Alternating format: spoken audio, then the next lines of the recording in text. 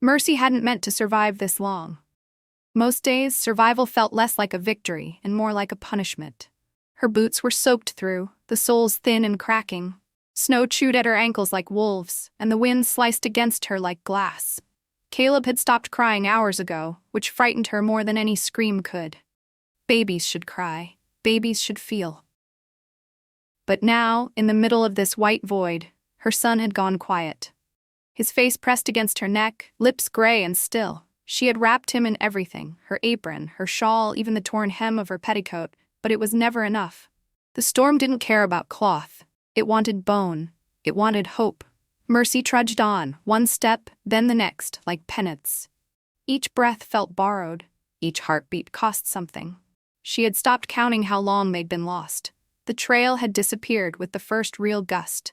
The man who'd promised to lead them west had thrown her and Caleb off the wagon when she ran out of coin, and other things he wanted. He'd laughed, said she and her bundle of screams would only slow them down. Be grateful I didn't take the boy as payment. She hadn't begged. Not aloud. Now her legs gave way, finally. She fell to her knees, snow swallowing her up. Caleb was so still, too still. Her vision blurred, but she forced her eyes open. She had to see. She had to find something, anything. A tree, a fire, a grave. Then, in the haze of white and whirling wind, a flicker. Orange, warm, alive. A shape crouched near fire. She couldn't trust her eyes. The cold played tricks, but something deep in her, a part of her untouched by violence, untouched by despair, knew that flame was real. She crawled, her arms barely worked, her knees sank into snow, but she crawled, toward the fire, toward the figure. Her voice had frozen long ago, but when she reached the edge of the clearing and saw him, it came back. Not as a scream, but a whisper. Please, feed the child first. You can beat me after. The man looked up. He was tall, wrapped in animal hide, braids hanging down each side of his face. His eyes didn't narrow in cruelty, didn't sharpen in suspicion. He didn't speak. He didn't rise. He only stirred the pot, hanging over the fire. Mercy collapsed beside Caleb, raising one trembling hand in surrender. She was ready for the blow, ready for the boot or the whip or the barked threat. That was the world she knew. But instead, the man rose, slowly, deliberately. He broke bread, he ladled broth, he brought it to the child, not to her, to the child. She gasped, at the warmth, at the scent, at the impossibility of it all. The man knelt, lifted Caleb's head gently and began to feed him, drop by drop. Mercy sobbed once, just once. Then she buried her face in the frozen dirt, too broken to feel shame. Her voice came again, cracked and ghost-like. He's mine. I didn't steal him. I just wanted him to live. The man said nothing. He returned to the fire, poured another bowl, and set it beside her. No words, no judgment, only food. Only warmth, only mercy. The fire crackled steadily, soft and low, like it had nothing to prove. Mercy huddled next to it, her body still curled around Caleb's tiny frame. She hadn't touched the bowl the man had placed beside her. Not yet. Not because she didn't want it, but because she didn't trust that it was real. The warmth, the food, the stillness, it all felt like a trap waiting to snap shut. The man sat a few feet away, his back straight, eyes focused on the flame. He hadn't spoken once, not even when she'd confessed, half choking, half bleeding, that Caleb was hers, not stolen. Not even when she'd told him he could hit her. Could hurt her. Could take her. He hadn't taken anything. Instead, he fed her son, not like a rescuer, not like a savior, like someone fulfilling a duty older than anger, older than fear. Mercy had never met a man who didn't see her as something to use or fix. And yet, here she was, wrapped in his silence, not his shadow. Caleb whimpered softly, then slept again, a bit of flatbread clutched in his fist. His lips weren't gray anymore. His cheeks were still cold, but there was color beneath them now. Life. Mercy's fingers trembled as she picked up the bowl beside her. The broth was warm, thick with roots and herbs. She sipped.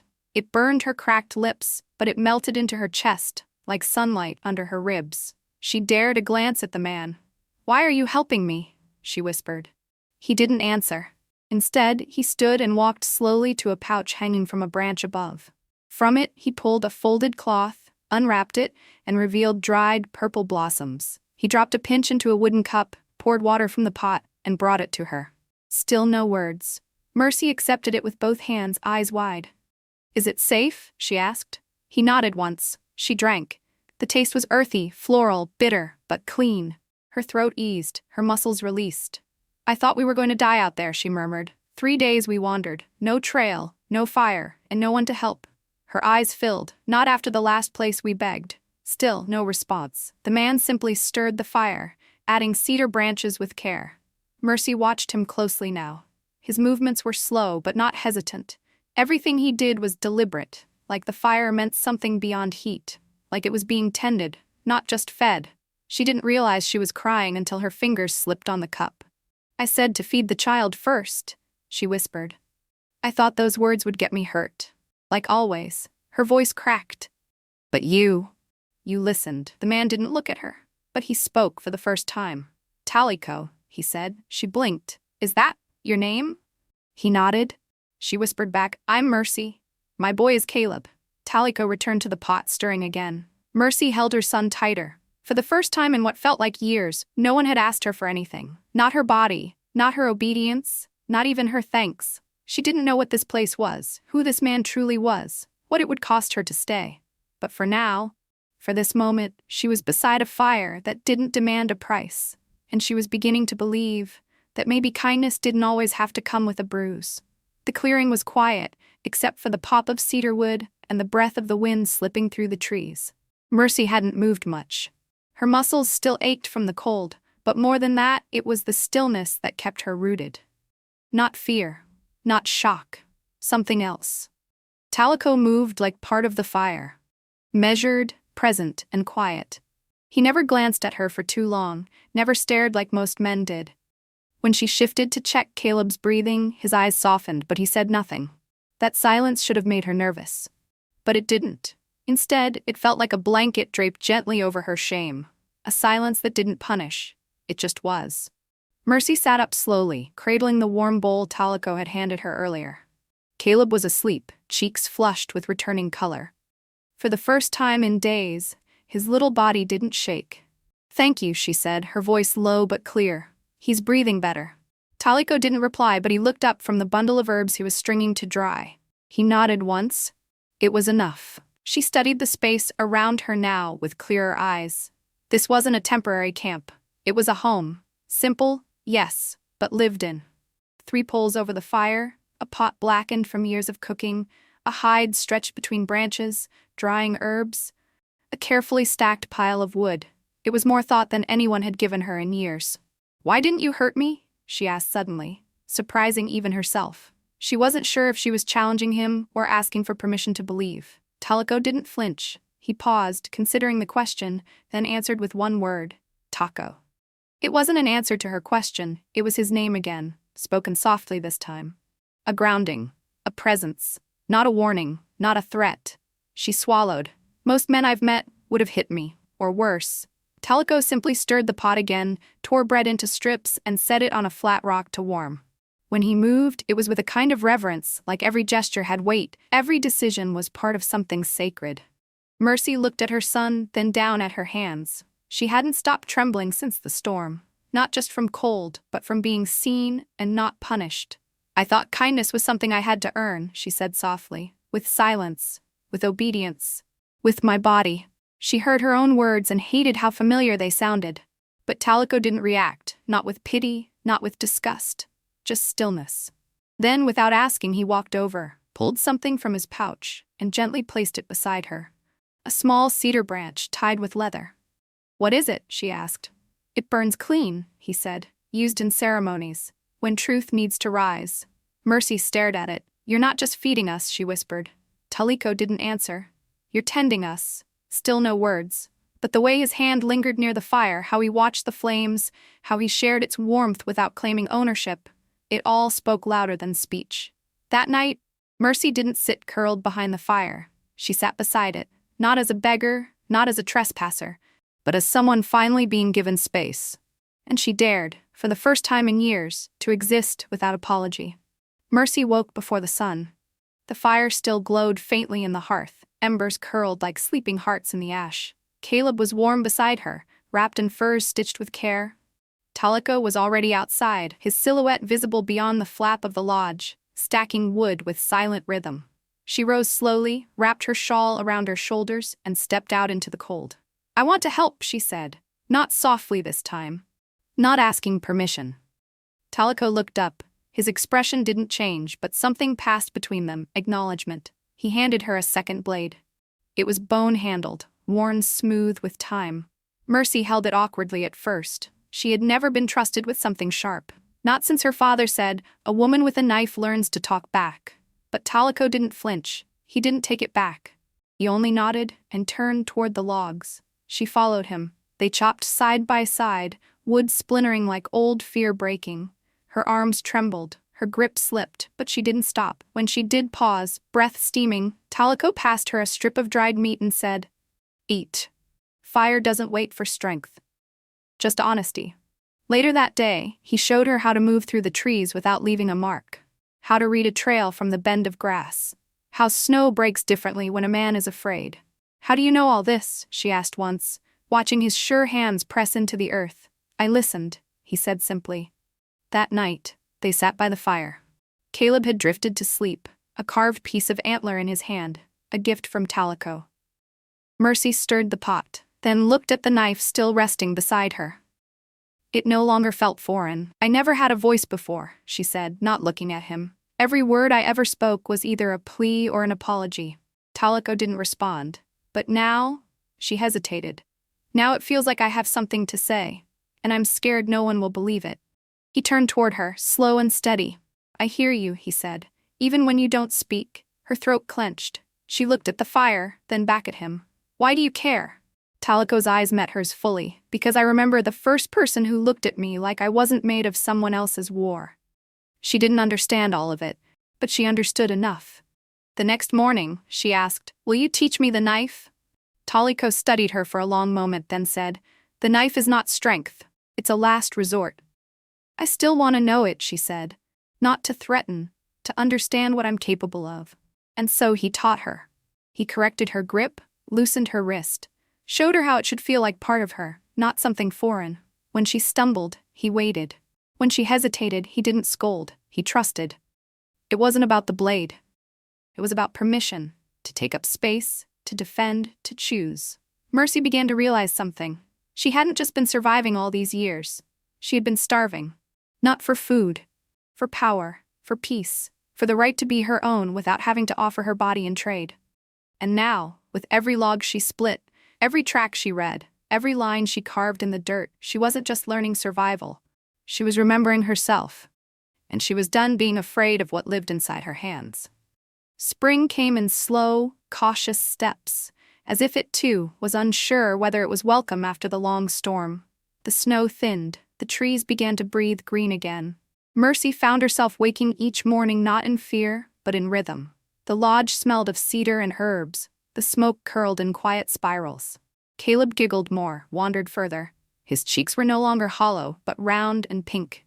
She no longer counted the days since the storm. She counted only what had changed. Talico still didn't speak often. But when he did, his words came like stones laid across a river, quiet but solid enough to cross with. One morning, Mercy stirred the stew by the fire and watched as a group of women returned to the camp with baskets full of roots and bark. They laughed, pointing at clouds, naming them like children. Mercy blinked. "They name everything here," she said aloud, "even the wind." Talico sat beside her, fixing a broken strap on Caleb's shoe. He didn't look up. She turned to him. "Do I get a name?" He paused. "Would you like one?" he asked. She hesitated. "I don't want to take what's not mine." Talico met her eyes. "Names aren't given to bind, they're spoken to remember." That afternoon he led her deep into the cedar grove, where 3 elders sat in a circle on low stones. There were no torches, no drums, just stillness and breath. Mercy stepped into the center, barefoot, the cool earth grounding her. The eldest woman dabbed her fingertip in ochre and gently touched Mercy's forehead. "Name yourself," she said. Mercy's hands shook. Her voice cracked. I never had a name that meant anything."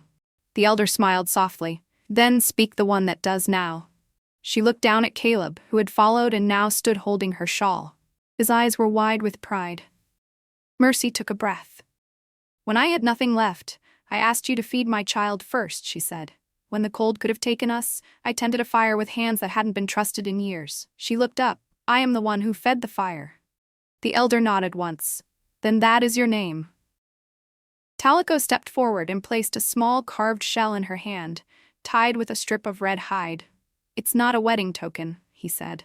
"Not a vow. Just a mark that says you crossed through something and lived." She looked at it, then at him. "I've never had a name that belonged to me before." He tapped his chest once. "Now you do." That evening, the tribe gathered not in ceremony, but in quiet presence. A fire was built in the center of the clearing, and Mercy stepped forward, not as a guest, not as a rescued thing, but as someone who had earned her place. She added the first log, sat beside Talico. Caleb curled against her side, whispering, "Mama, are we staying forever?" She didn't look to Talico for permission. She answered with her own voice, "Yes, baby. The fire waited for us, and now we'll make sure it never goes out." The wind shifted that morning, sharp again but not cold. It carried something else, a tension Mercy had once known too well. Talico felt it first. His head turned toward the ridgeline. He didn't speak, he just stood, eyes narrowing like a wolf scenting danger. Then came the sound, hooves, slow, deliberate, a single rider breaking through the trees. Mercy pulled Caleb close and stepped back into the lodge. Her breath caught in her chest. The silhouette emerging from the mist was lean, angular, and wrapped in a worn coat. The kind of man who didn't need to shout to take what he wanted. The man dismounted stiffly and looked straight at Talico. "Didn't expect company this deep in," he said. His voice was dry even. "Let alone a woman." He spotted Mercy's shadow behind the lodge flap, his smirk cut like ice. "She yours?" he asked. Talico didn't answer. The man laughed, humorless. "Funny thing, been tracking a woman and a boy. Said she ran off with a satchel. Her employer's real mad, said she owes him more than coin." Mercy's blood turned to frost. Before she could speak, Talico raised a hand, not in warning, but calm. "No satchel here," he said. "Just food and snow." The man took a step closer. "Mind if I warm up then?" Talico stirred the pot, then pointed to the fire. "Eat first. Talk later." The man accepted, but his eyes never left the shadows. Never left her. Mercy trembled, not from fear of him, but from memory. That voice had once spat commands at her. That mouth had once told her who she was allowed to be. She remembered every bruise, every price she paid for saying no, and still, she stepped out. Not hiding, not begging, just standing. Caleb clutched her skirt, whispering, "That man, he's not like Talico." Mercy nodded slowly. "That's why he doesn't belong here." The man chuckled. "Girl, you're not hard to find, especially when you leave tracks." She met his eyes for the first time. "I'm not hiding," she said, voice steady. "Not anymore." He raised a brow. "So you think you're safe now? With this silent Apache?" She stepped forward once more. "I think I've learned to be fire." At that moment, Talico stood, not to block her, not to speak for her, but beside her. The stranger's smirk faded just a little. Talico's voice came, low and grounded, "Eat or ride." The man paused, weighed something in his eyes, then scoffed. "Storm's coming? Hope your fire holds." And then, he left. Mercy didn't move until the hoofbeats faded. Then she exhaled, and she burned. Not with fear, but with something else, something earned. Talico turned to her. "He'll come back." She nodded. "Then I'll be ready. I don't want you to bleed for me," she added. "I want to learn to defend the fire I built." Talico's gaze met hers. "Then feed it, claim it. Start with your hands." That afternoon he placed a knife in her palm. "This is not for fear," he said. "It's for clarity." She trained again. Her hand still shook, but her grip was different now. It was hers. That night, as the fire crackled, Mercy stood watch. Caleb slept soundly inside. She wasn't afraid, because she had become the keeper of her own flame. The snow had softened around Red Hollow, melting into the roots of the trees like memories being absorbed by the earth. Spring lingered in the air, but the wind still carried whispers of what had been. Mercy was tending the morning stew, stirring slowly with the bone-handled ladle Talico had carved for her. Caleb chased birds in the clearing, his laughter free, fearless. She smiled without thinking. Then came the sound of frantic footsteps. She turned toward the tree line. A girl, no older than Mercy had been when she first fled, stumbled into the clearing barefoot, her dress torn, her cheeks streaked with dirt and tears. In her arms, a baby cried, a raw, desperate sound that made Mercy's hands go cold. For a split second, she was back there, frostbitten, hollow, barely breathing. Her body remembered the ache before her mind did. Talico appeared from the far edge of the lodge, eyes sharp, but his stance relaxed. He didn't approach. He waited. Mercy didn't. She stepped forward. The girl's eyes widened with panic. She held out the child like a shield, voice cracking. "Please, just feed him first," she whispered. "You can hurt me after." Mercy dropped to her knees, hands up, heart full. "No one will hurt you here," she said, steady and sure. "Not now, not ever." The girl blinked, uncertain. "You're safe," Mercy said. "Come to the fire." She reached for the child gently, and the girl surrendered him into her arms. He was thin, but breathing. Mercy pressed him to her chest, felt his warmth, then gestured for the girl to follow. She guided her toward the stew pot and sat her down beside it. Talico brought over a small blanket and draped it around the girl's shoulders without a word. Then, like always, he knelt by the fire and began ladling food. Spoon by spoon, Mercy fed the baby. The crying softened, then stopped. The girl watched in disbelief, her fingers shaking. I don't understand," she stammered. "You don't even know me." Mercy looked up. Her eyes didn't waver. "I don't need to." The girl stared. Mercy smiled gently. "Someone did this for me once. He didn't ask my name either. He only kept the fire warm." Talico handed Mercy another bowl. She passed it to the girl. "Eat slow," she said. "Let it last." The girl's eyes filled with tears. Later, after the child had fallen asleep in the warmth and the girl had dozed off with her hand still holding the bowl, Mercy stepped outside with Talico. The clearing glowed with late sun. The world felt wide and small all at once. Talico didn't speak, but Mercy saw the question in his eyes. Was she ready now? She reached for his hand, lacing her fingers into his. "This place saved me," she whispered. "But now, it's mine to save for others." That night, Mercy tied a second braid of rawhide above the fire. This one held a bead carved from bone, another from turquoise, and a third, a tiny shell marked with a charcoal flame. Her own mark. No one called it a ceremony, but everyone gathered. The tribe sat in quiet honor, their presence saying what no words needed to. Mercy didn't sit behind the fire anymore. She sat with it, and when Caleb curled beside her and said, "Mama, does this mean we stay forever?" She looked at him, then at the flame she had once begged for. "No, baby," she said, her voice strong. "It means we belong." Years passed in seasons, not numbers. Mercy no longer measured time by how far she had run, but by how much she had rooted. The lodge where she once collapsed was now hers, stitched with her own hands, lined with furs she helped cure, filled with baskets she wove and herbs she gathered by name. There was nothing borrowed left in her life, only what she had built. The tribe called her by a name she had spoken into existence. She who fed the fire. Not a title, a truth. Children gathered around her now. Not out of fear, but for stories, for warmth. For questions about stars and medicine and what it meant to live with 2 feet in the snow and a heart that stayed warm anyway. Caleb had grown, his voice deeper, his legs strong. He ran through the trees with Talico's nephews, carved toys from bone, and helped hunt without hesitation. But some nights he still leaned against Mercy's side and whispered, "Remember that first fire?" And she would smile. Of course, I was reborn by that flame. One winter evening, as the sky bruised violet and the fire cracked in the center of camp, a traveler arrived. Not a threat. A woman, alone, dust on her boots, her eyes sharp but sunken. She held no weapons, just a wrapped bundle in her arms and a long silence on her lips. Mercy stood before anyone else did.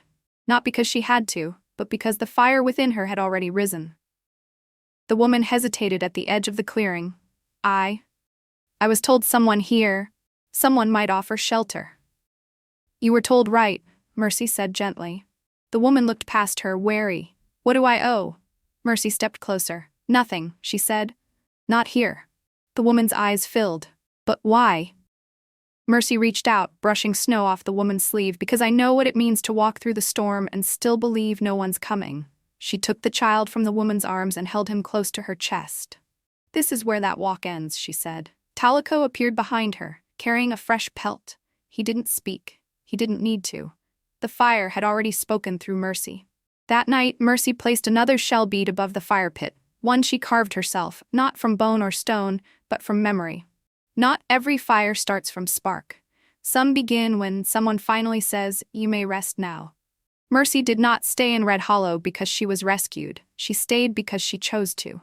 And that choice was the most sacred thing she ever owned. She no longer thought of herself as someone lucky to have been spared. She was now the one who spared others. And when young ones asked her why she always sat closest to the fire, she would smile and say, "Because once upon a time, I believed warmth was a favor. Now I know it's a birthright. As the fire flickered into the night, Mercy sat tall, braid tied with shell and hide, her hands steady, her eyes forward. She had once begged to survive. Now she offered survival. Not just for herself, but for every soul who would come after.